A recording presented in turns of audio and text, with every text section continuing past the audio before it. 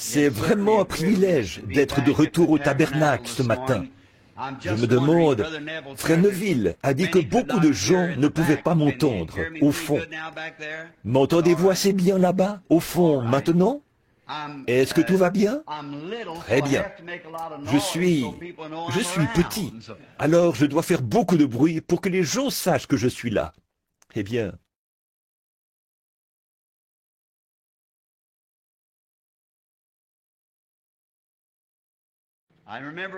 je me souviens qu'une fois, quand je travaillais pour les services publics, je montais les escaliers. Je portais d'énormes souliers à clous pour faire les tournées d'inspection des lignes de haute tension. Et je montais les escaliers. Madame Ehalt, qui est une amie, était la téléphoniste. Je suis certain que M. Guinter, là-bas, pourrait la reconnaître assez facilement. Donc, Edith a dit, « Billy, tu fais vraiment beaucoup de bruit. Pourtant, tu es le plus petit bout d'homme que j'ai jamais vu. » Je montais les escaliers et ces gros clous martelaient le sol. J'ai dit, « Eh bien, Edith, comme je suis si petit, je dois faire beaucoup de bruit pour que tout le monde sache que je suis là. » Bon, je suis entré pour téléphoner il y a un instant. Frère Neville m'avait fait savoir que notre bon ami, frère Roy Robertson, est absent de la réunion ce matin parce qu'il est malade. Il a une dent incluse. Cela a causé une infection et lui a donné de la fièvre. Je crois qu'il compte la faire arracher dès que possible. Roy est comme un père pour nous ici, et nous l'aimons.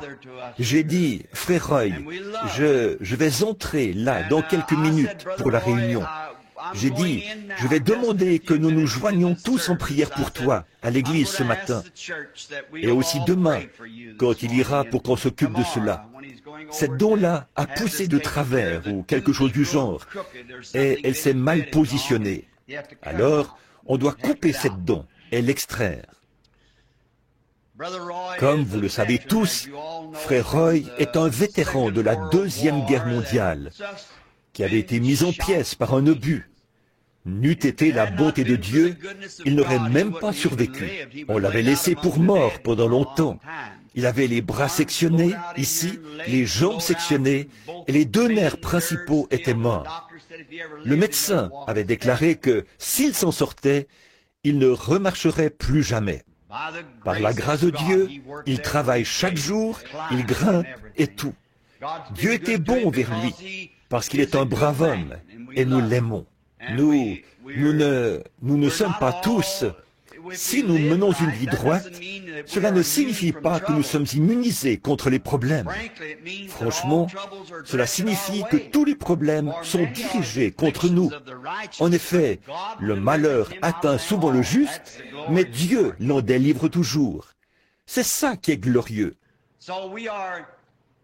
Donc, ce matin, nous demandons une prière spéciale pour frère Roy. Je me demande s'il y en a d'autres ici qui aimeraient qu'on prie pour eux, qui aimeraient qu'on pense à eux dans la prière. Si oui, veuillez lever la main.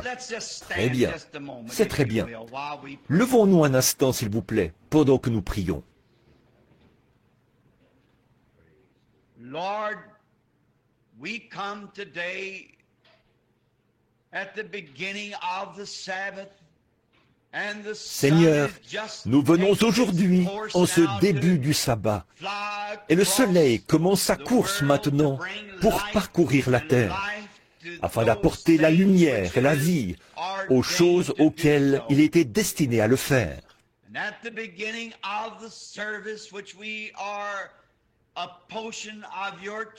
Et en ce début de réunion, nous sommes une partie de ton Église qui a été appelée à tenir des services de guérison pour la guérison physique du corps. Ce, afin d'accomplir la volonté et les désirs de notre Seigneur béni, lui qui était blessé pour nos transgressions et par les meurtrissures duquel nous avons été guéris. Nous voulons donc demander en ce début de réunion, qui prend son envol par les cantiques, comme nos cœurs commencent à s'élever, Nous voulons avoir une pensée ce matin, Seigneur, pour notre cher et précieux frère Roy Robertson, ton humble serviteur. Nous savons que tu lui as épargné la vie sur le champ de bataille et que tu as été bon vers lui. Voici qu'aujourd'hui, il est affligé par la maladie, si bien qu'il n'a pas pu venir à l'église. Seigneur, pendant qu'on priait dans la maison de Jean-Marc, un ange est descendu dans la prison où Pierre était lié, a mystérieusement ouvert les portes et l'a fait sortir. Ô Seigneur, tu es toujours Dieu. Ces mêmes anges sont à tes ordres ce matin. Seigneur, nous prions que, pendant que nous t'adressons cette prière ici, dans la maison de Dieu, les anges aille dans la maison de frère Robertson. Son désir, c'est d'être ici, à son poste, mais il en était empêché par ce malaise. Puissent les anges de Dieu le délivrer et le rétablir, afin qu'il reprenne son poste dans la maison de Dieu. Il y a d'autres personnes qui ont éprouvé des difficultés, qui ont été malades. Nous avons vu une femme âgée qui a levé la main au moment où elle allait s'asseoir. Elle vacillait sur ses pieds. Elle est venue à la maison de Dieu pour être guérie. Fais, Seigneur, qu'elle ressorte d'ici en marchant avec la souplesse et la vigueur d'une jeune femme.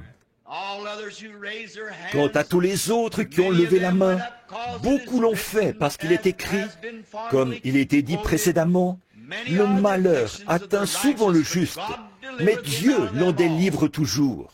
Puissions-nous nous envoler aujourd'hui dans la foi, dans les bras de la foi, qui nous délivreront de toute maladie et de toute affliction.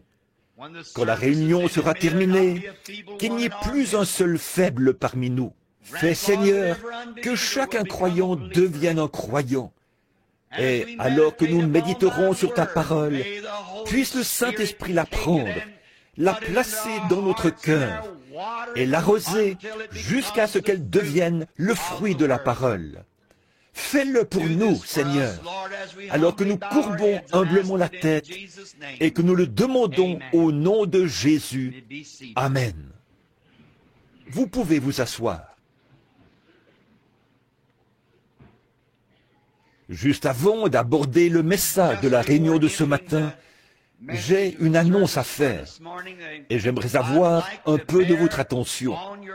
S'il y en a parmi vous qui sont en vacances et qui voudraient assister à l'une des réunions qui auront lieu à compter de lundi de la semaine prochaine, à Middletown dans l'Ohio, sachez que ce sera au terrain de camping. Jean, est-ce que tu connais le nom de ce terrain de camping? Frère Sullivan, Middletown est une petite ville, je dirais presque comme Jeffersonville, ici. C'est un centre pour le basketball. C'est frère Sullivan qui est pasteur là-bas. N'importe laquelle des églises du plein évangile, et il y en a plus d'une soixantaine qui collaborent à ces réunions, pourra vous indiquer l'emplacement de ce terrain de camping. Il y aura beaucoup de maisonnettes au terrain de camping, comme on me l'a dit, pour loger ceux qui voudraient venir. Les réunions se tiendront du lundi au samedi, soit 6 jours. Mais à cause des autres églises, il n'y aura pas de réunion le dimanche pour leur permettre d'avoir leur service habituel. On aura peut-être des services de guérison ou la prière pour les malades chaque soir. Et tout le monde est invité. Ce sera du 10 au 15 août, du lundi au samedi. Si vous prenez vos vacances et si vous avez planifié des vacances et que vous désirez les passer de cette manière-là, eh bien, nous serons certainement contents de vous avoir parmi nous.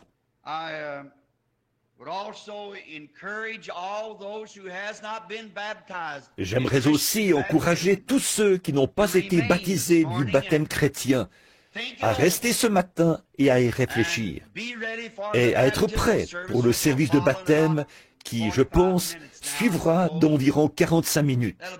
Ce sera ici, à l'église. Nous sommes très portés à encourager les gens à se faire baptiser du baptême chrétien, sachant que c'est essentiel pour le salut. En effet, c'est notre Seigneur qui l'a écrit. C'était sa dernière commission à l'Église. Ou, quand il donnait la dernière commission à l'Église, il a dit « Allez par tout le monde et prêchez l'Évangile à toute la création.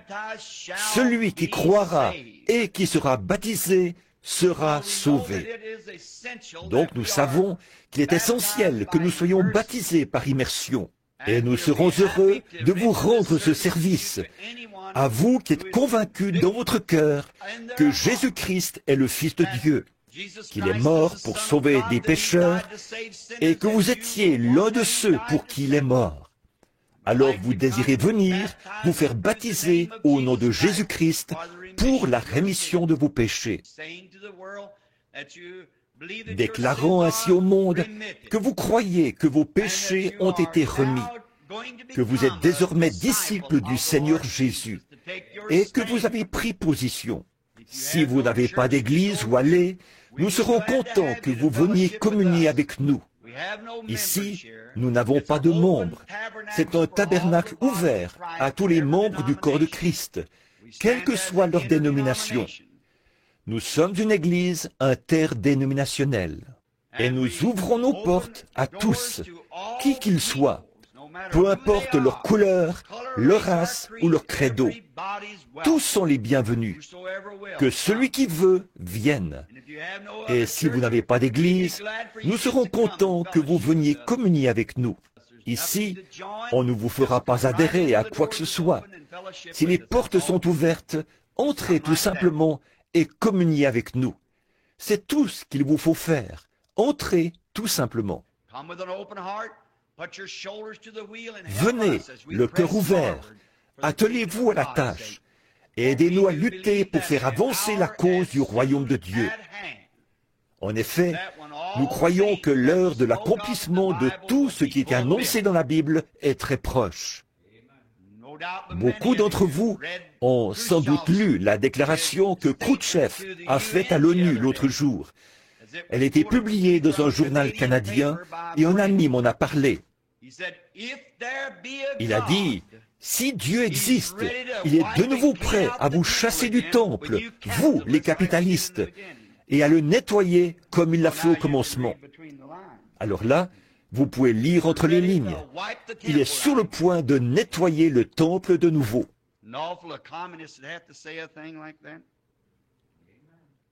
N'est-ce pas terrible d'entendre de telles choses de la bouche d'un communiste? Toutefois, il avait raison, c'est vrai.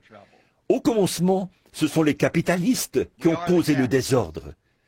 Les capitalistes, c'est nous. J'ai entendu notre cher et bien-aimé pasteur, Freneville, faire une remarque lors de son émission télédiffusée ou radiodiffusée l'autre matin, et je l'ai ressassé dans ma pensée maintes et maintes fois. Je ne parviens tout simplement pas à l'oublier. Je l'ai répété à un ami hier soir. Voici ce qu'il a dit. Il y aura, après que le Saint-Esprit aura été retiré de la terre, la religion de l'Église formaliste va continuer à suivre son cours, sans remarquer la différence. Avez-vous déjà... Combien ont entendu cela? N'était-ce pas saisissant? Ils ne connaissent pas le Saint-Esprit. Alors, ils ne se rendront pas compte de son absence. Et ils continueront à mener leurs activités comme d'habitude. Quand le dernier élu aura été scellé dans le corps de Christ, ils continueront à essayer de lui amener de nouveaux convertis, parce qu'ils ne le connaissent pas. Et leurs religions formalistes continueront sans changement. Maintenant, il se peut que cette déclaration ne vous touche pas aussi profondément que moi, mais c'était une déclaration vraiment saisissante. En effet, ils seront tellement plongés dans leurs rituels religieux qu'ils ne remarqueront pas l'absence du Saint-Esprit, parce qu'au départ, ils ne le connaissent pas. Que Dieu ait pitié de nous.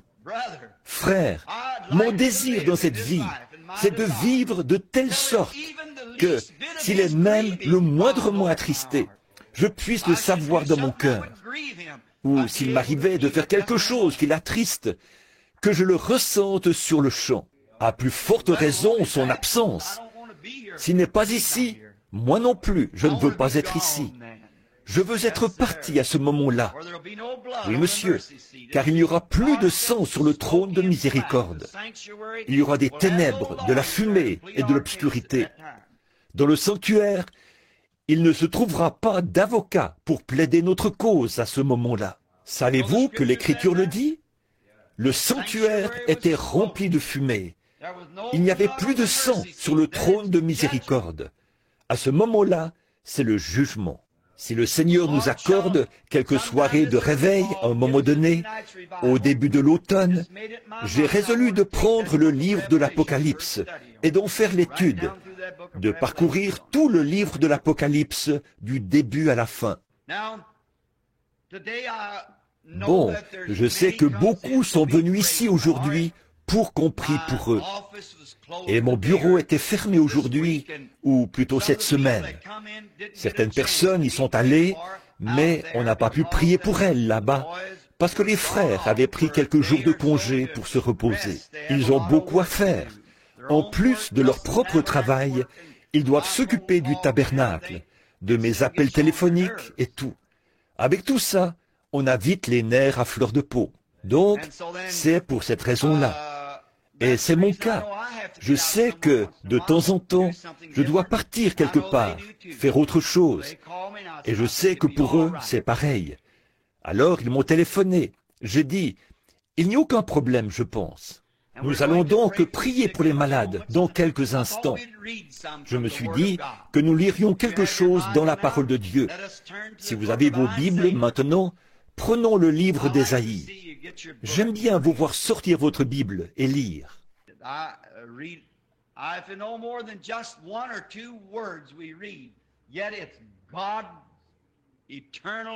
Je lis, même si on ne lit qu'une ou deux paroles. C'est néanmoins la parole éternelle et immortelle de Dieu. Elle ne passera jamais. Ésaïe, chapitre 55, thème, le salut éternel.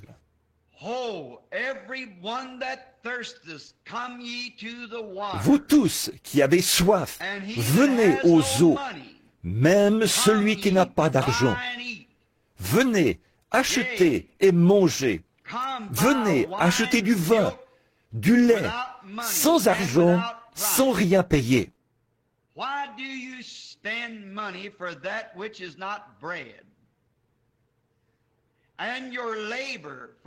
Pourquoi pesez-vous de l'argent pour ce qui ne nourrit pas?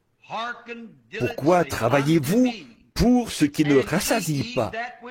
Écoutez-moi donc, et vous mangerez ce qui est bon, et votre âme se délectera de mets succulents.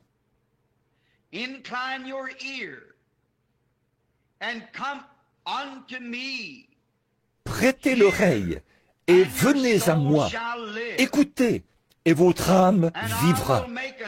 Je traiterai avec vous une alliance éternelle pour rendre durable mes faveurs envers David.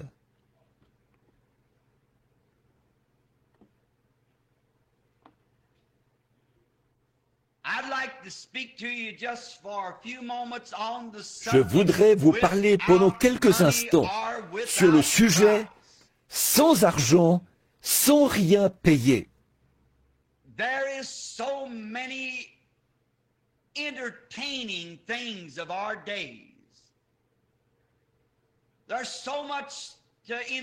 De nos jours, il y a beaucoup de divertissements. Il y a tant de choses qui attirent les gens vers ce que nous appelons les plaisirs.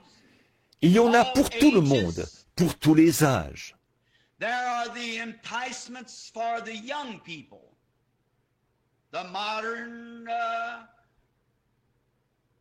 Il y a des choses qui séduisent les jeunes, les danses modernes, des soirées de rock'n'roll et toute la musique qui va avec.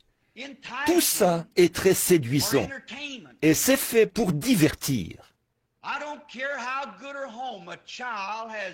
Peu importe dans quel foyer exemplaire un enfant a été élevé et combien on lui a appris à faire ce qui est bien, si cet enfant n'a pas accepté l'expérience de la nouvelle naissance, la musique de rock'n'roll captive son attention dès qu'il l'entend.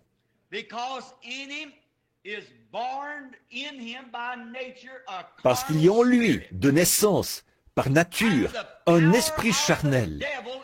Et la puissance du diable est tellement grande, aujourd'hui, qu'elle captive l'esprit de ce petit.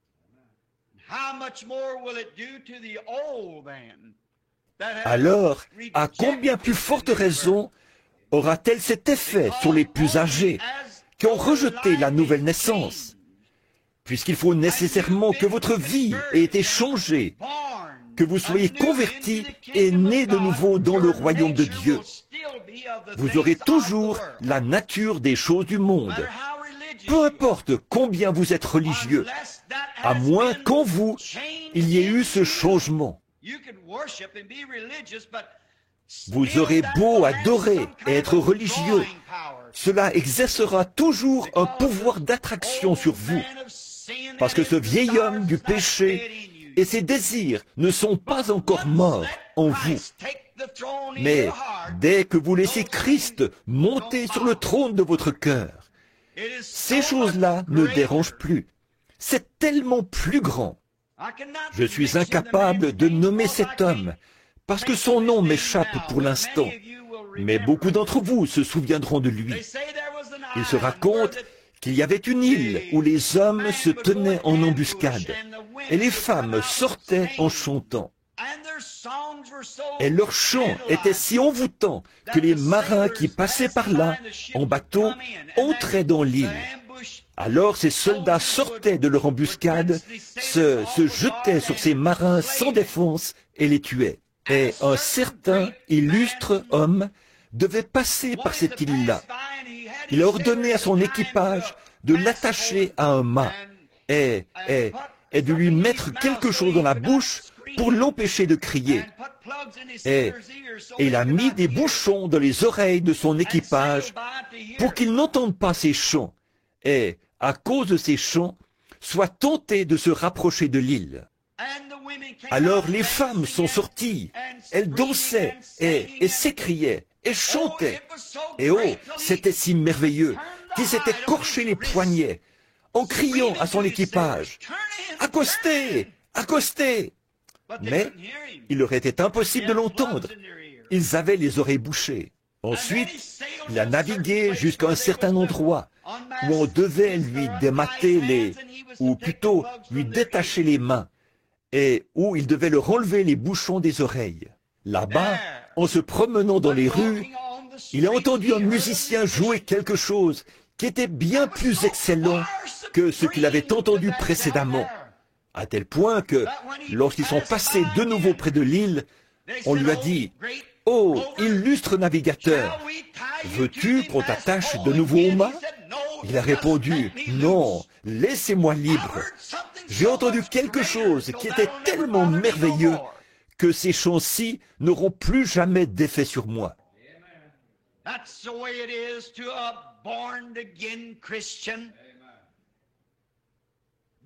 Il en est de même pour les chrétiens nés de nouveau.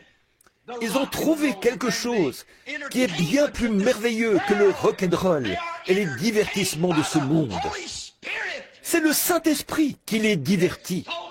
C'est bien plus merveilleux que tout cela, au point que, pour eux, le monde est mort.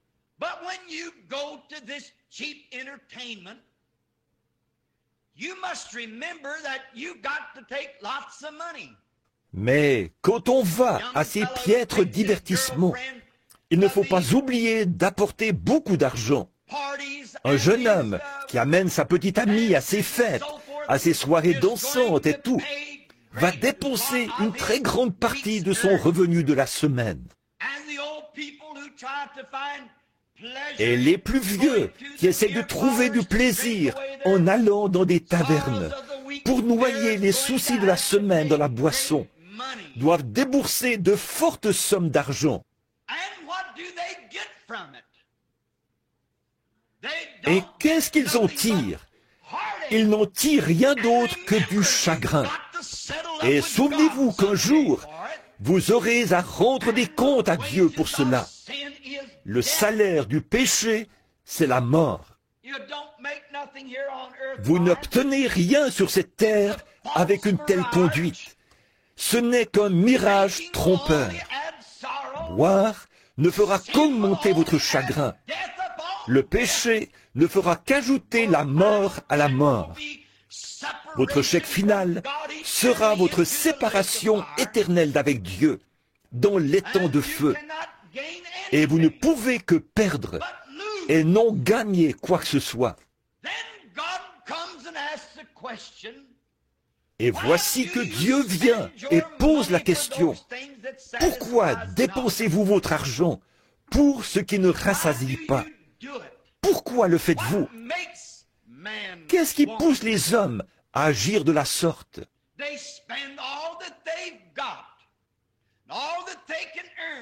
Ils dépensent tout leur avoir, tout ce qu'ils gagnent, pour acheter à boire, pour habiller une certaine femme avec qui ils fricotent, ou pour quelques plaisirs pervers mondains. Mais dans la Bible, on nous invite et on nous dit de venir à Dieu pour acheter la joie éternelle et la vie éternelle sans argent, sans rien payer.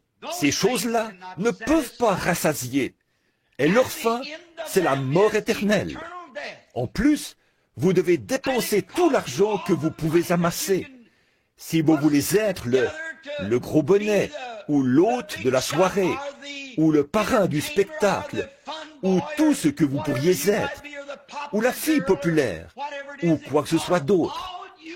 Faire ces choses vous coûte tout l'argent que vous pouvez accumuler. Porter des vêtements de la toute dernière mode et faire ces choses que le monde fait, tout ça pour récolter un chèque de condamnation éternelle. Alors Dieu dit: pourquoi?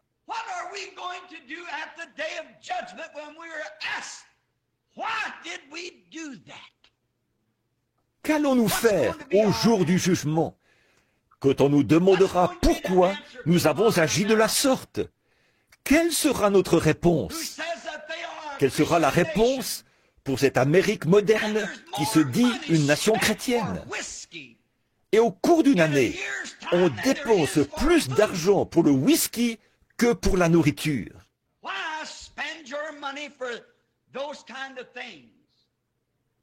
Pourquoi dépenser son argent pour ce genre de choses?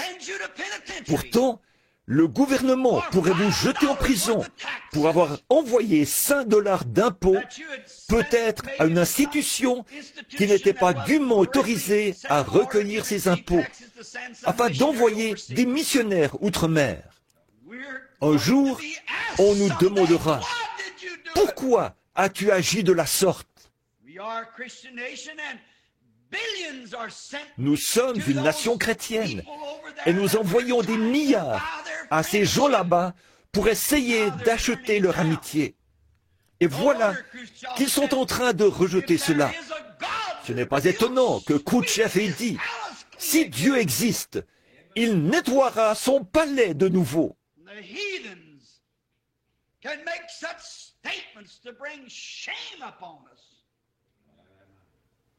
De telles déclarations venant des païens devraient nous couvrir de honte.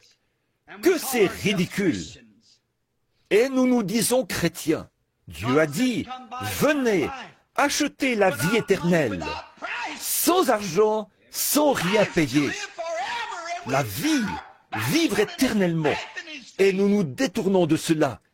Nous lui rions au nez. Qu'allons-nous faire ce jour-là? Qu'est-ce qui arrivera? Si Dieu nous assigne des missions, nous donne de l'argent et fait de nous la nation la plus riche sous le ciel, alors Dieu nous demandera ce que nous avons fait de cela. Pourquoi dépensons-nous notre argent pour ce qui ne rassasie pas? Pas seulement la nation, mais chaque individu, qu'on ait reçu quelques sous ou des millions de dollars. Or, les hommes s'entretuent. Tout récemment, j'ai lu un article où il était question de 2 guides qui travaillaient dans un camp de chasse. L'un avait 5 enfants, l'autre 2. Et on devait licencier un des 2 hommes. Et le guide qui avait 2 enfants, ou celui qui en avait 5, s'est dit qu'il avait plus besoin de son emploi que l'autre qui avait 2 enfants. Alors, il est allé chasser avec son collègue et là, il lui a tiré une balle dans le dos. L'argent, c'est ça le genre de nation, c'est ça le genre de sentiment, c'est ça le genre d'esprit qui domine sur les gens. Alors, on peut voir que la nouvelle naissance est absolument essentielle. Il faut que vous naissiez de nouveau. Il le faut. Venez à moi et achetez sans argent. Vous ne pouvez pas dire « je n'avais pas d'argent ». Vous n'avez pas besoin d'argent. C'est un don gratuit. Nous, les Américains, nous sommes tellement portés à tout payer. C'est notre slogan. Nous payons tout. Nous avons de l'argent. Nous exhibons nos dollars dans les autres pays et tout, les pays pauvres. Ils arrivent là, on voit arriver les touristes, avec tout ce tape à l'œil. Des Américains, alors on fait leurs 4 volontés. Aux yeux de Dieu, toutes ces choses sont des gains sordides. Ça ne pourra pas nous procurer une place au ciel. Mais en Amérique, pour acquérir quoi que ce soit, il faut payer. Vous allez au restaurant pour prendre votre dîner. Si vous ne déposez pas de l'argent sur la table, en guise de pourboire pour la serveuse, elle fronce les sourcils. Pourtant, elle reçoit un salaire de l'entreprise qui l'emploie. En plus, vous avez intérêt à ce que ce pourboire corresponde à au moins 10% de votre facture. Sinon, aux yeux de cette serveuse, vous passerez pour un avare ou une espèce de grippe-sous. Pourtant, elle a un salaire. À mon avis, c'est une disgrâce et une honte d'agir ainsi. Je crois que ça jette le discrédit sur la nation. Par le passé, de braves gens, de bons restaurants ne permettaient pas cela. Mais cet esprit commence à gagner tout le monde. Je devais faire un voyage en train et en porteur. Je tenais une petite mallette dans une main, une valise dans l'autre, ma trousse de rasage sous le bras et je marchais. Le porteur s'est approché et a dit « Puis-je vous être utile et porter ça ?» J'ai dit « Oh, monsieur, je vais juste là, à ce train. Merci, merci quand même. » À environ 30 mètres. Il a dit « Je m'en charge. » Et il a pris ce petit bagage, l'a soulevé et s'est mis à marcher. Eh bien, quand il est arrivé à destination, je me suis dit que j'allais peut-être... Je savais qu'il était payé pour ça, mais que j'allais lui donner un demi-dollar. Il avait probablement porté mes bagages, disons, pendant 1 minute, à peu près d'ici jusqu'au bout de ce tabernacle, pour atteindre le train. Je suis monté dans le train en premier, et je me suis courbé pour récupérer mes sacs. Je lui ai donné un demi-dollar. Il a dit, « Un instant !» J'ai dit, « Qu'y a-t-il, monsieur ?»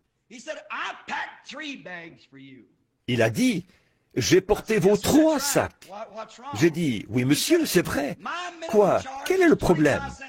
Il a dit, « Mon tarif de base est de 25 cents par sac.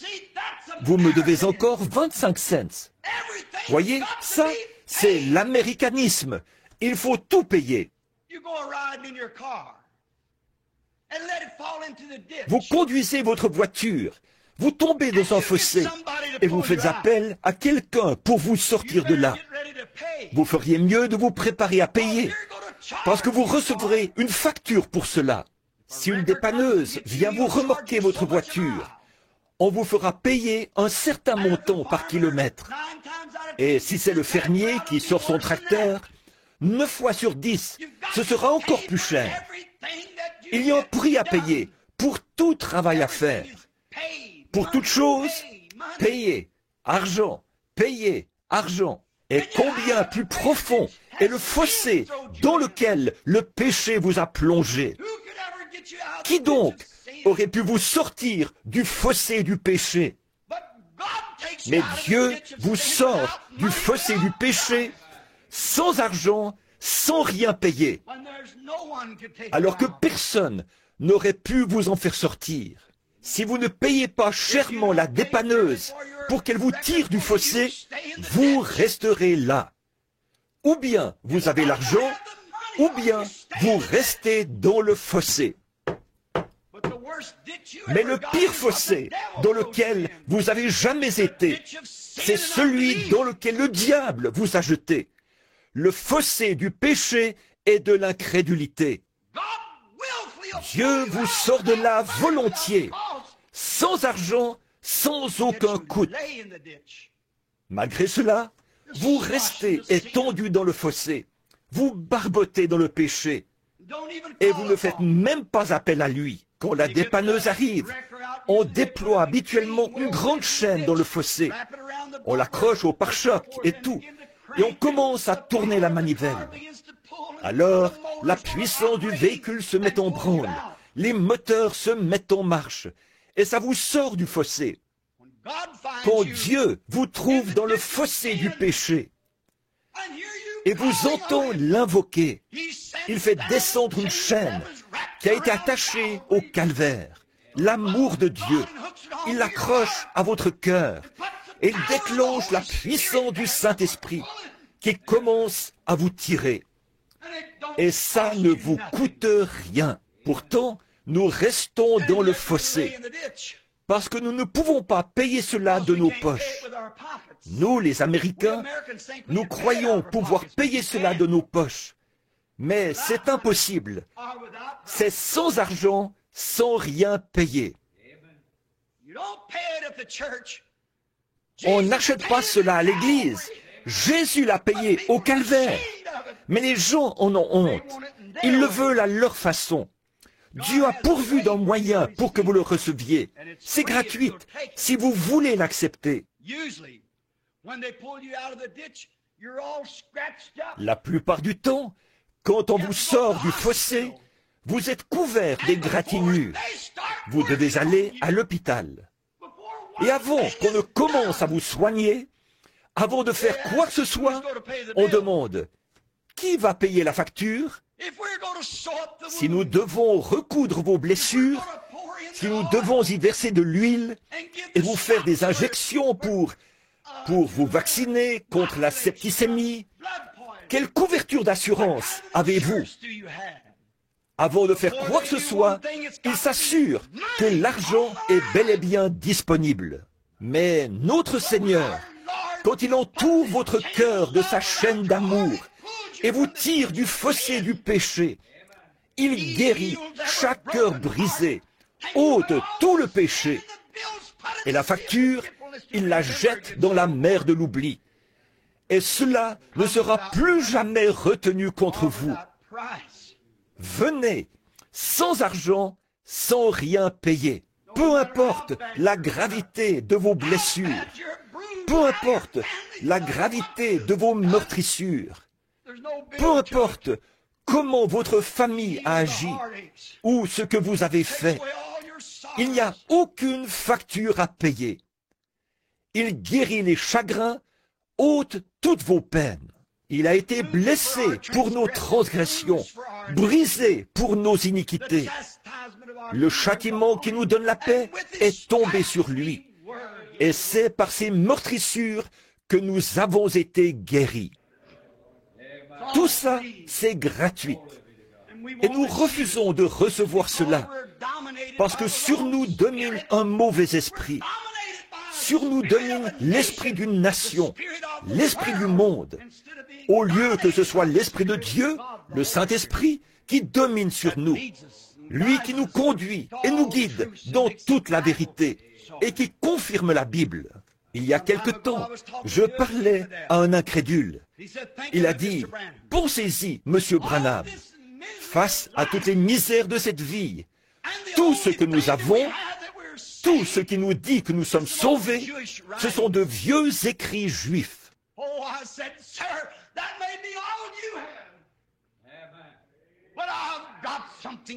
Oh, j'ai dit, monsieur, c'est peut-être tout ce que vous avez, mais moi, j'ai plus que ça.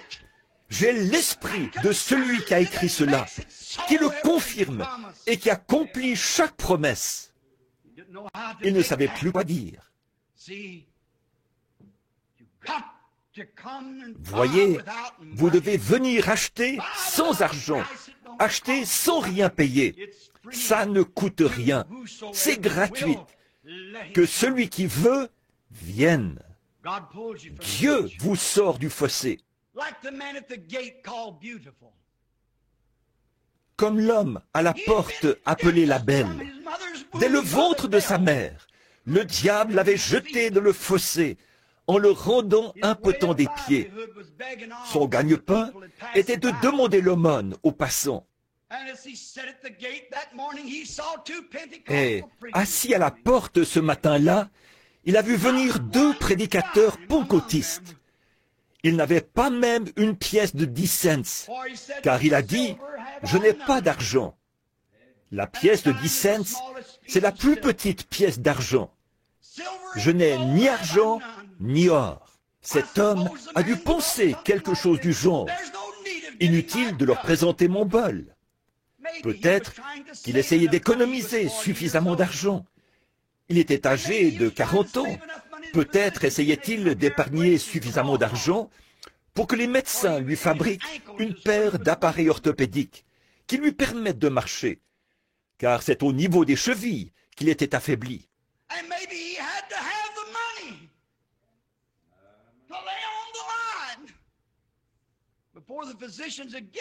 Et il devait peut-être prouver aux médecins qu'il disposait des fonds nécessaires pour qu'il s'occupe de lui. Certainement, il était inutile qu'il présente son bol à ces prédicateurs pentecôtistes aux poches vides. La possibilité qu'il reçoive un seul sou de ces gars-là était très mince.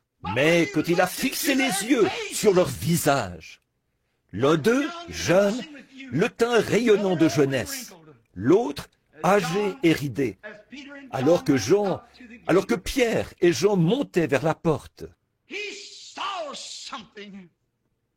Il a remarqué quelque chose dans le jeune homme. L'incarnat de son visage était un peu plus rayonnant qu'à l'ordinaire. Au-delà des rides et des soucis qui avaient marqué le visage de ce vieux pécheur, visage brûlé par le soleil de Galilée, il a vu une joie ineffable et glorieuse. Il a vu quelque chose qui paraissait un peu différent. Vous savez, il y a quelque chose dans le christianisme qui fait que l'apparence des gens change. Ce sont les plus belles personnes du monde. Et il s'est abstenu de leur présenter son bol.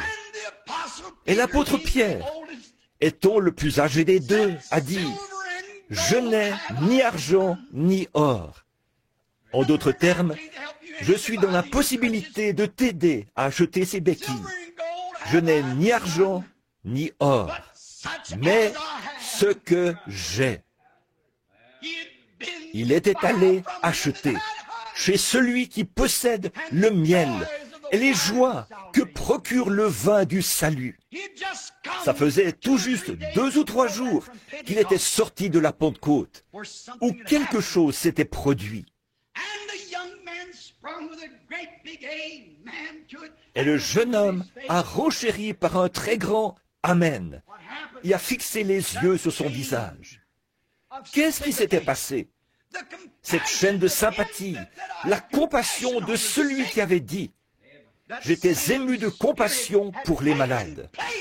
Ce même esprit s'était installé dans le cœur du vieux pécheur.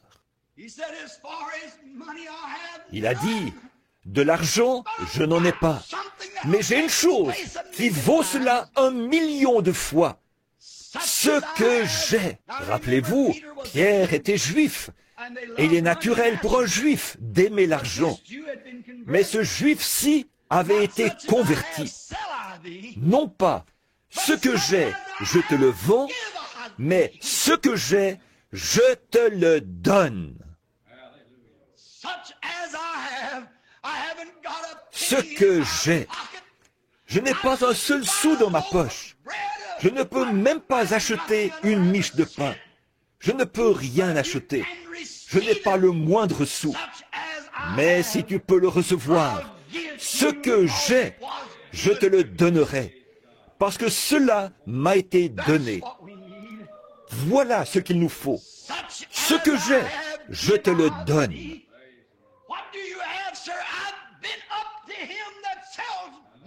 Qu'avez-vous, monsieur? J'ai rencontré celui qui vend le lait et le miel, sans qu'on ait à payer. Je vais te le donner. Tu ne me dois rien pour cela. Si tu peux le recevoir, je vais te le donner. Pas comme des gens qui font payer, mais comme ceux qui donnent. En effet, comme vous avez reçu gratuitement, donnez gratuitement. C'était la commission qu'il avait reçue de son Seigneur, juste 3 jours auparavant. Allez par tout le monde et prêchez l'Évangile. Celui qui croira et qui sera baptisé sera sauvé. Celui qui ne croira pas sera condamné. Voici les signes qui accompagneront ceux qui auront cru. En mon nom, ils chasseront les démons. Ils parleront de nouvelles langues. S'ils boivent quelques breuvages mortels, il ne leur fera point de mal. S'ils saisissent des serpents, cela ne leur fera point de mal. Vous avez reçu gratuitement, donnez gratuitement. Ce juif-là avait été transformé. Ce qu'il nous faut en Amérique, c'est une transformation. C'est que le Saint-Esprit prenne la place de certains de nos rituels religieux. Vous avez reçu gratuitement, donnez gratuitement. Ce que j'ai, je te le donne. Au nom de Jésus-Christ de Nazareth, lève-toi et marche. La foi en ce nom pur du Créateur. Ce n'est pas étonnant qu'il se soit mis à sauter, à bondir et à louer Dieu. Oh, vous savez, ce qui rend ça glorieux. Peut-être que ça faisait 40 ans qu'il s'asseyait là, essayant de gagner suffisamment d'argent pour s'acheter des béquilles. Mais il n'y parvenait pas. Mais là, dans le lieu le plus inattendu, au moment le plus inattendu, il a reçu des gens les plus inattendus, les plus banals, ceux qu'il désirait. Je suis vraiment content que Dieu procède ainsi.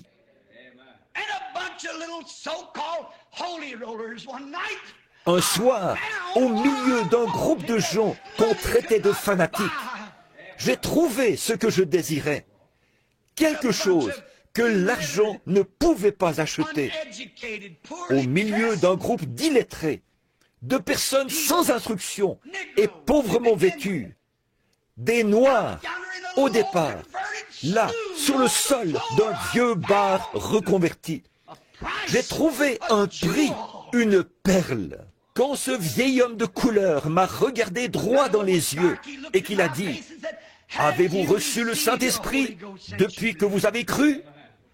Oh, c'était ce que je désirais. Je ne m'attendais pas à le trouver au milieu de ces gens-là. Mais il possédait ce dont j'avais besoin.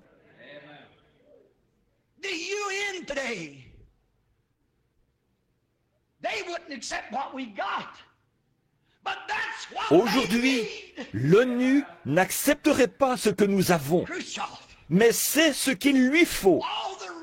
Khrouchtchev et tous les autres ont besoin de Christ par le baptême du Saint-Esprit. Ça changera leur tempérament. Ça fera que les hommes qu'ils ont en aversion deviennent des frères. Ça ôtera la cupidité, la méchanceté et les querelles. Et ça les remplacera par l'amour, la joie, la paix, la bonté et la miséricorde. Oui, c'est parfois dans des lieux inattendus qu'on trouve ce qu'on cherche. Qu'auraient donné les enfants d'Israël? Ils avaient tout le butin de l'Égypte. Quand leurs lèvres saignaient et que leur langue pendait hors de leur bouche, Ils auraient donné tout l'or dont ils avaient dépouillé les Égyptiens en échange d'une bonne gorgée d'eau fraîche. Dans le désert, leurs conducteurs les avaient conduits d'oasis en oasis. Des fosses aux sources, tout était à sec. Et là, c'est arrivé, sans argent, sans rien payer. La voix a parlé au prophète et a dit, « Parle au rocher ». La chose la plus sèche du désert. Une chose qui n'a absolument rien à voir avec l'eau. Là, leur soif a été étanchée, sans argent, sans rien payer. Parle au rocher. Non pas paye le rocher, mais parle au rocher. Il est encore le rocher ce soir. Il est un rocher dans une terre altérée. Si vous cheminez dans une terre altérée, parlez au rocher. Nul besoin de le payer. Parlez-lui. Et il est un secours qui ne manque jamais au temps de la détresse. Si vous êtes malade, parlez au rocher. Si vous êtes malade à cause du péché, parlez au rocher. Si vous êtes abattu, parlez au rocher. Voyez, on se serait attendu à la trouver. S'il n'y avait pas une goutte d'eau là-bas, dans ces petits endroits où se trouvaient des sources, on se serait attendu à ce qu'il n'y ait pas d'eau là-haut, sur cette montagne, près du rocher. Dieu fait les choses à l'opposé de ce que pense l'homme. Le rocher, c'est la chose la plus sèche du désert. Mais il a dit, parle au rocher. Aujourd'hui, les gens sont si séduits. Ils pensent qu'il suffit d'aller réciter des prières, de payer un prêtre pour qu'il dise quelques prières pour eux, acheter tout à prix d'argent. Si on projette de bâtir une grande église quelque part, un certain homme riche financera les travaux, continuera à vivre dans la convoitise, demandera à un autre de prier pour lui, en pensant que c'est suffisant. Dieu ne veut pas de votre argent souillé. Tout ce qu'il veut, c'est que votre dévouement et votre vie lui parlent. Dieu vous a donné de l'argent. Ne le dépensez pas pour des choses qui ne rassasient pas. Dépensez-le pour des choses qui rassasient. Mais pour ce qui est de la véritable satisfaction, vous ne pouvez pas l'avoir tant que vous n'avez pas parlé au rocher. Il a fait couler l'eau qui donne la vie, sans argent, sans rien payer. Ils se sont abreuvés, ont abreuvé leurs chameaux et leurs enfants. Et cette source d'eau coule encore dans le désert. Et aujourd'hui, dans cette terre altérée, il demeure le rocher pour un peuple qui périt. Quiconque croit en lui ne périra point, mais il aura la vie éternelle. Remarquez, chaque soir, ils n'avaient pas à se demander s'ils auraient du pain. Du pain frais leur était apporté chaque soir. Aujourd'hui, nous allons acheter du pain. Si vous êtes un mendiant et que vous allez au magasin et dites « J'aimerais avoir une miche de pain », on vous dira « Montrez-moi d'abord vos 25 cents. Vous devez me donner 25 cents pour cette miche de pain. Et quand vous recevez ce pain, qu'est-ce que vous avez là? Ici, on dédie un peu, mais bon, ce que vous avez là, c'est le moindre des nutriments que contient le blé. On en extrait toute la vitamine, tout le son pour nourrir les cochons. On mélange de la pâte pour fixer le son, on tamise cela et on fabrique du pain. Et très souvent, c'est avec des mains sales, souillées. Voyez ce que vous trouvez parfois dans votre pain.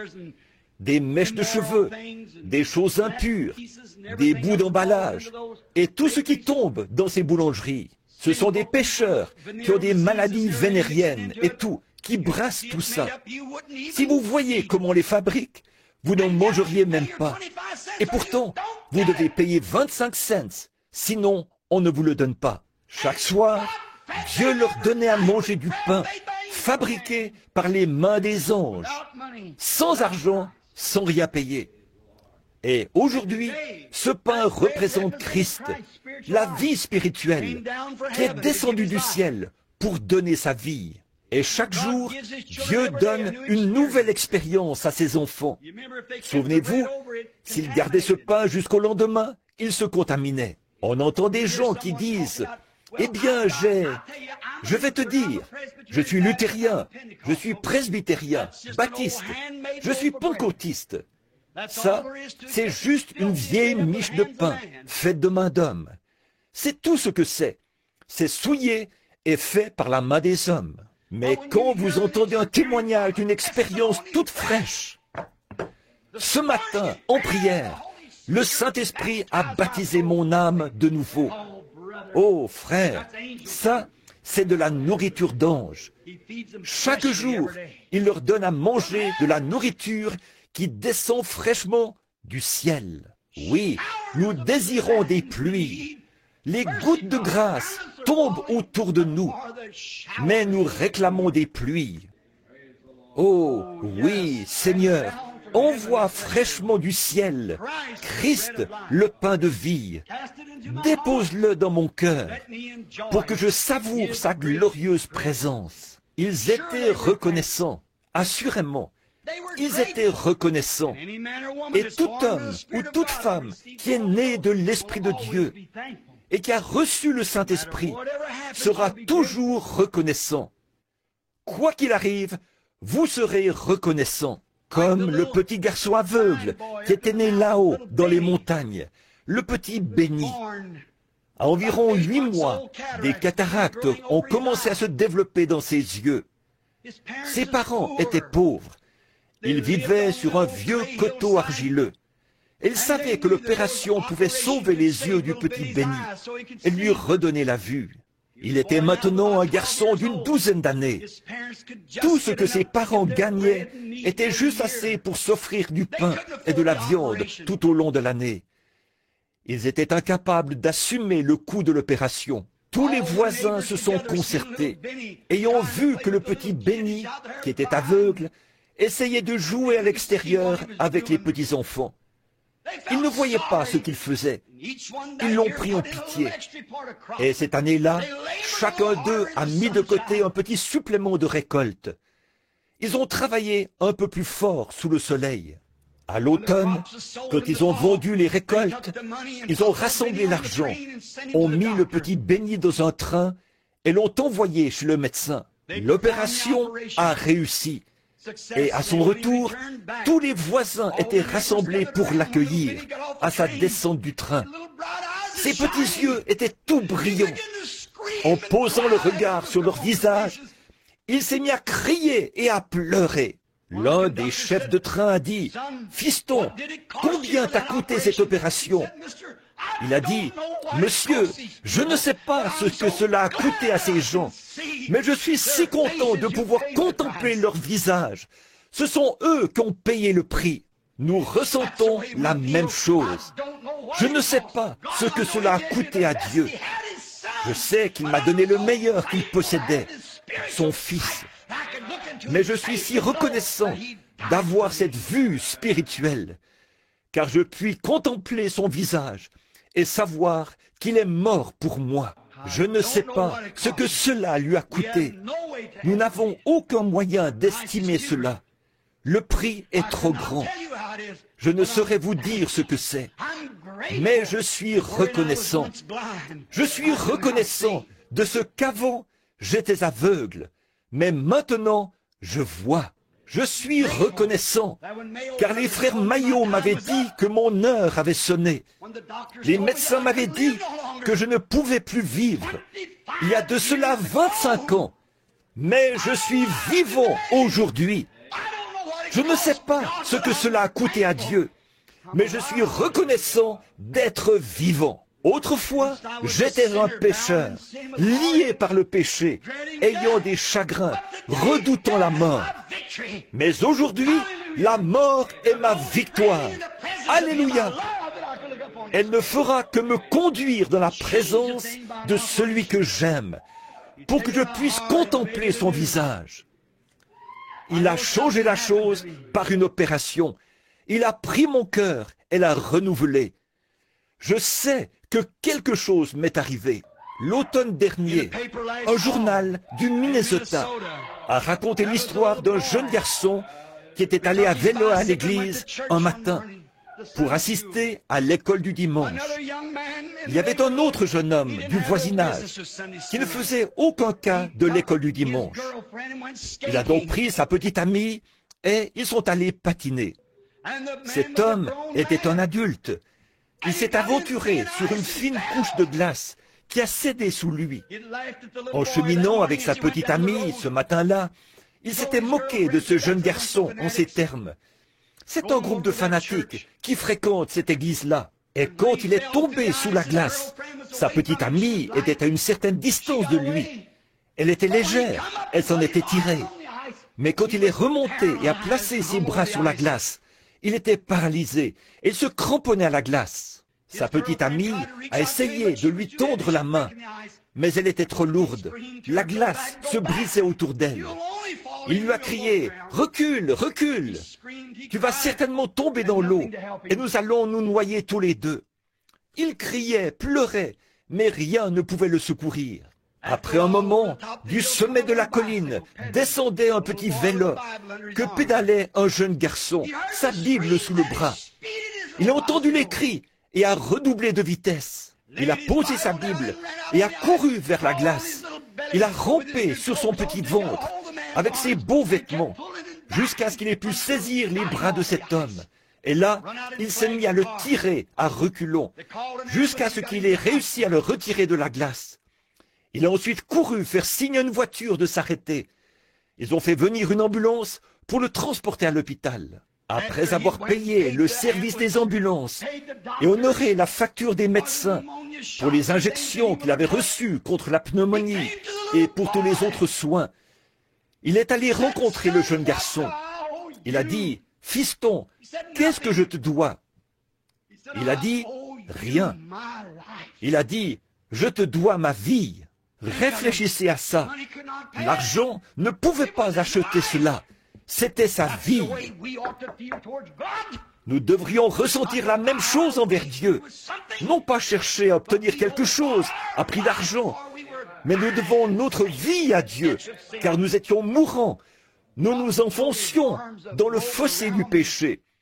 Dieu m'a entouré de ses bras et m'a revêtu de sa robe. Naufragé de l'océan, du péché le plus noir, enfoncé profondément, je coulais sans espoir. Mais le grand maître des flots, en entendant mon cri, vint et me mit aussitôt en sûr abri. Je lui dois ma vie. Vous lui devez votre vie. Vous lui devez votre vie pour le servir. Pas pour la donner, déambuler partout en vantant votre église dénominationnelle. Pas pour aller ça et là en critiquant les autres, mais pour essayer de servir et de sauver les autres. Les amener à la connaissance du Seigneur Jésus-Christ. Le fils prodigue. Pour conclure, j'aimerais dire ceci. Après qu'il avait dissipé tous ses biens, les biens de son père, en vivant dans la débauche, alors, au moment de retourner à la maison, couché dans une porcherie, il est revenu à lui-même. Il s'est dit, combien d'ouvriers chez mon père sont dans l'abondance, et moi ici, je meurs de faim. Qu'est-ce qui se serait passé s'il s'était dit, je me demande, est-ce que j'ai l'argent qu'il faut pour rembourser à papa ce que j'ai dépensé en vivant dans le désordre? Mais il connaissait la nature de son père. Alors il s'est dit, je me lèverai et j'irai vers mon père. Son père n'a jamais dit, un instant mon fils, est-ce que tu me rapportes mon argent? Non, il ne lui a jamais fait payer ses péchés. Il était heureux de son retour. Il était heureux qu'il soit revenu à lui-même, parce que c'était son fils. C'était son propre enfant. Il était heureux qu'il ait pris le chemin du retour vers la maison. Bien sûr, il n'approuvait pas son péché, mais il était heureux qu'il soit revenu à lui-même et qu'il ait dit, « J'ai péché contre mon Dieu et contre mon Père. Je me lèverai et j'irai vers lui. » Et quand il l'a vu, là-bas au loin, il a couru vers lui et l'a embrassé. Et il a dit, « Tuez le veau gras, sans argent. Apportez la plus belle robe, sans argent. Apportez l'anneau, sans argent. Mettez-lui l'anneau au doigt. Mangeons, buvons et réjouissons-nous. Car mon fils que voici était perdu et il est retrouvé. Il était mort et il est revenu à la vie. Réjouissons-nous de cela. Mes amis, permettez-moi de dire ceci pour terminer. La seule chose qui rassasie, les seules choses qui sont véritables, les seules choses qui sont bonnes, sont des choses qui ne s'achètent pas à prix d'argent. Ce sont des dons gratuits de Dieu que nous offre Jésus-Christ. Le salut de l'âme, la joie. Venez, mangez et rassasiez-vous. Pourquoi pesez-vous de l'argent pour ce qui ne nourrit pas? Pourquoi travaillez-vous pour ce qui ne rassasie pas? Écoutez-moi attentivement, et vous mangerez ce qui est bon, et votre âme se délectera des mets succulents. Prêtez l'oreille et venez à moi. Écoutez, et votre âme vivra. Je traiterai avec vous une alliance éternelle pour rendre durables mes faveurs envers David. Toutes les choses qui sont durables, qui sont bonnes, qui sont agréables, qui sont éternelles, sont gratuites. Elles ne vous coûtent rien. À la fin des écrits de ce livre, il a dit que celui qui veut vienne et qu'il boive des eaux de la source de la vie gratuitement, sans argent, sans rien payer.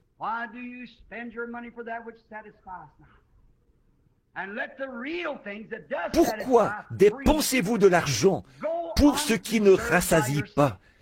Et laissez-vous les choses véritables, qui sont gratuites et qui rassasient, vous échapper. Prions. Pendant que vous priez en silence, y a-t-il dans ce bâtiment ce matin des gens qui jusqu'ici ne buvaient pas cette source? Vous avez encore les désirs du monde dans votre vie, mais vous aimeriez changer de lieu où vous abreuvez ce matin, ou tirer un autre intérêt de votre argent. Vous aimeriez venir acheter de Dieu, sans argent, sans rien payer, du miel et du lait, les joies du vin. Voulez-vous lever la main pour dire, pensez à moi, frère Branham, dans votre prière. Que Dieu vous bénisse, monsieur. Que Dieu vous bénisse, monsieur. Que Dieu vous bénisse, ma sœur. Y a-t-il d'autres personnes qui voudraient dire, pensez à moi, frère Branham, dans votre prière?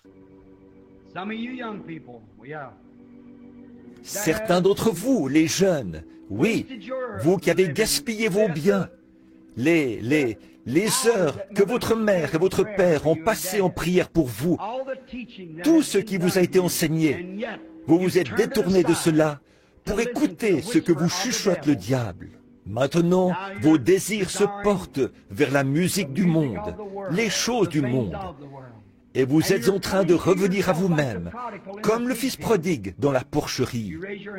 Voulez-vous lever la main, ma sœur, mon frère, pour dire, « Ô Dieu, souviens-toi de moi. Fais-moi revenir à moi-même ce matin. Permets que je revienne à la maison du Père. » Ça ne vous coûte absolument rien.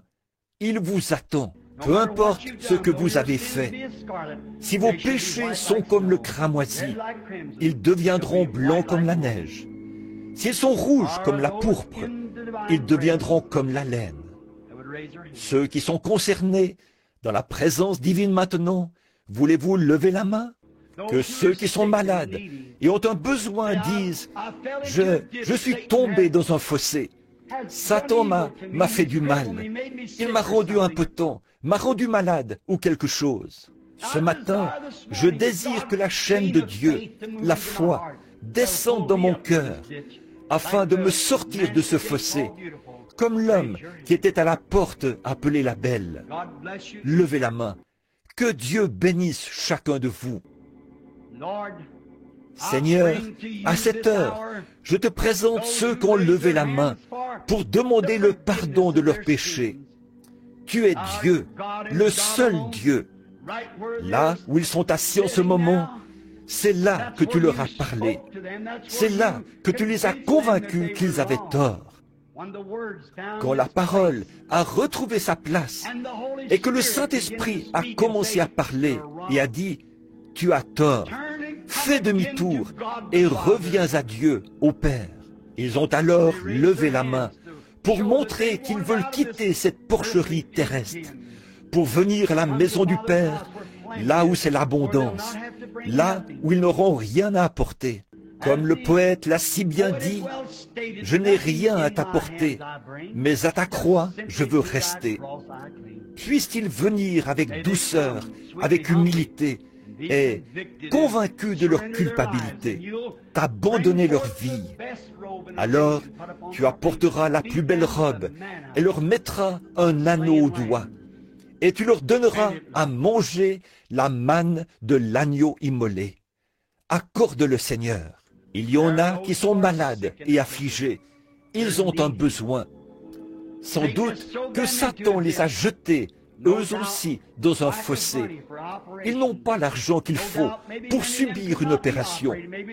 Sans doute que pour bon nombre d'entre eux, une opération n'est peut-être même pas possible. Peut-être que le médecin ne réussirait pas à extirper le mal, même si on lui donnait de fortes sommes d'argent. Mais tu es Dieu.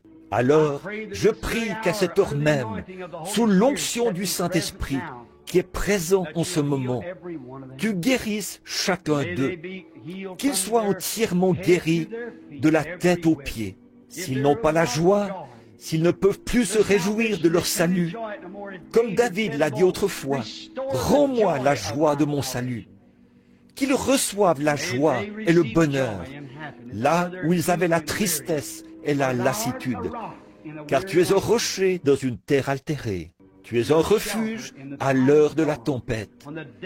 Quand le diable projette sur eux chaque maladie et chaque missile, tu es un refuge à l'heure de la tempête. Ô Dieu, qu'il en soit ainsi aujourd'hui, car nous le demandons au nom de Jésus. Amen. Doucement, tendrement, Jésus appelle.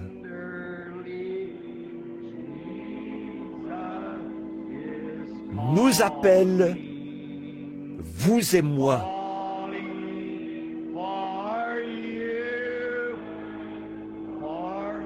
Notre péché, par sa grâce, il pardonne.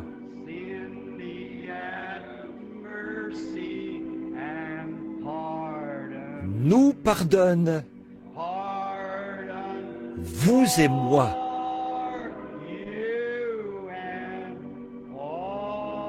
Venez, maintenant, si vous désirez venir vous agenouiller devant l'autel pour que nous puissions prier avec vous, vous oindre, faire tout ce que nous pouvons. Vous êtes les bienvenus.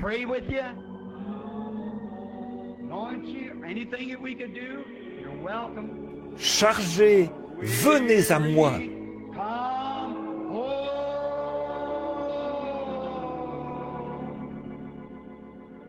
Doucement, tendrement, Jésus appelle.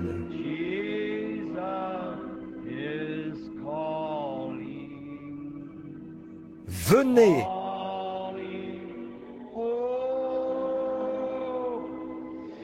Oh, venez à moi. L'aimez-vous? Teddy, s'il te plaît, donne-nous la note. Je l'aime, parce qu'il m'a aimé le premier. Peux-tu nous jouer cela? Chantons cela pour sa gloire, un petit instant, avant que nous passions à la prochaine phase du service. Ceci, c'est l'adoration. Le message a été proclamé. Je suis très content que vous l'ayez reçu. Ma prière, c'est que ce message vous soit bénéfique, car le transmettre m'a été bénéfique. L'inspiration qui m'a été donnée pour vous l'apporter et avec laquelle il est envoyé, ma prière, c'est que vous l'ayez reçu avec cette même inspiration. Que le Seigneur bénisse cela dans votre cœur. Très bien. Je l'aime. Maintenant, fermez les yeux pendant que nous chantons. Levons les mains. Je l'aime.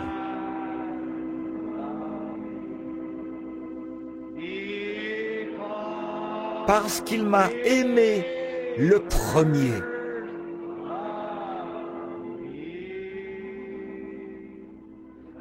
Et a acquis mon salut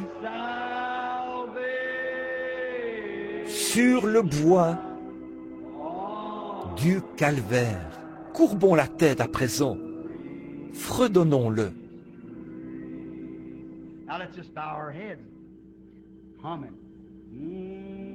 L'aimez-vous? N'est-il pas réel dans votre cœur? Il y a quelque chose en lui qui est vraiment réel, n'est-ce pas? Je l'aime, parce qu'il m'a aimé le premier, là-bas, au calvaire. Il a lancé le câble de sauvetage et il l'a accroché à mon cœur. N'oubliez pas, frère Drummond va prêcher pour nous ce soir. C'est le soir de la communion. Si vous aimez le Seigneur, venez prendre la communion avec nous. Si le Seigneur le veut, je serai ici avec vous. C'est le gendre de frère Tony Zabel, le fils de frère Tom d'Afrique, un garçon formidable, un bon chrétien, bien affermi, un bon petit prédicateur, parce qu'il m'a aimé le premier.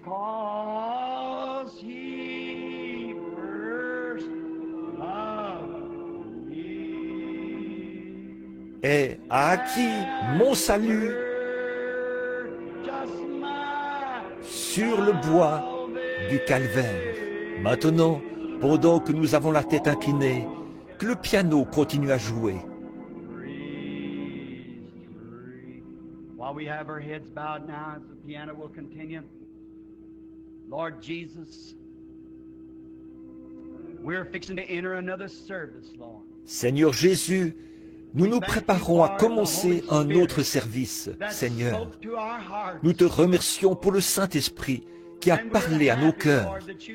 Nous sommes heureux, Seigneur, que tu aies fait cela pour nous. Et puisse ta parole ne pas retourner à toi sans effet, mais qu'elle accomplisse son but. Puisse-t-elle demeurer dans nos cœurs à tous, afin que nous reconnaissions que toutes les choses véritables, les choses durables, viennent de Dieu, sans argent, sans rien payer.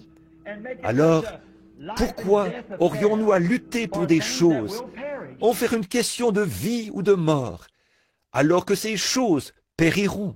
Donne-nous de lutter plus, Seigneur, pour des choses qui ne périront pas, pour des choses qui n'ont pas de prix. Le prix a été payé gratuitement et une invitation nous a été adressée, que celui qui veut vienne. Bénis la suite de ce service, accorde-le, Seigneur, et viens nous rencontrer ce soir. Bénis le service de baptême, qu'il y ait une grande effusion. Ces gens qui se feront baptiser au nom de ton Fils bien-aimé, le Seigneur Jésus, puissent-ils être remplis du Saint-Esprit. Ces gens qui ont levé la main pour indiquer qu'ils se repentaient de leurs péchés ce matin, puissent-ils venir, mettre des vêtements de baptême et descendre dans le baptistère pour démontrer au monde que leurs péchés leur ont été pardonnés. Et ils se font baptiser pour la rémission de ceux-ci, pour qu'ils soient effacés du livre. Accorde-le, Seigneur. Sois avec frère Drummond ce soir, alors qu'il nous apportera son message tout frais du trône. Oins-le du Saint-Esprit. et sois avec nous pendant que nous prendrons la communion. Que nos cœurs soient nettoyés et purs, qu'il n'y ait aucune souillure en nous, que le sang de Jésus nous purifie de tout péché. Accorde-le, Seigneur. Garde la maladie loin de nous et donne-nous la joie et la paix. Nous le demandons par Jésus-Christ. Amen. Je l'aime. L'aimez-vous? Maintenant, levez les mains vers lui. Je l'aime.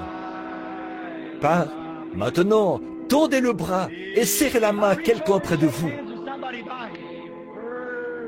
Premier, si je mourais aujourd'hui, je l'aime. Et c'est ça, tendez le bras et serrez la main à ceux qui sont autour de vous. Salut sur le calvaire. Très bien, je remets la parole à Frère Neville. Très bien.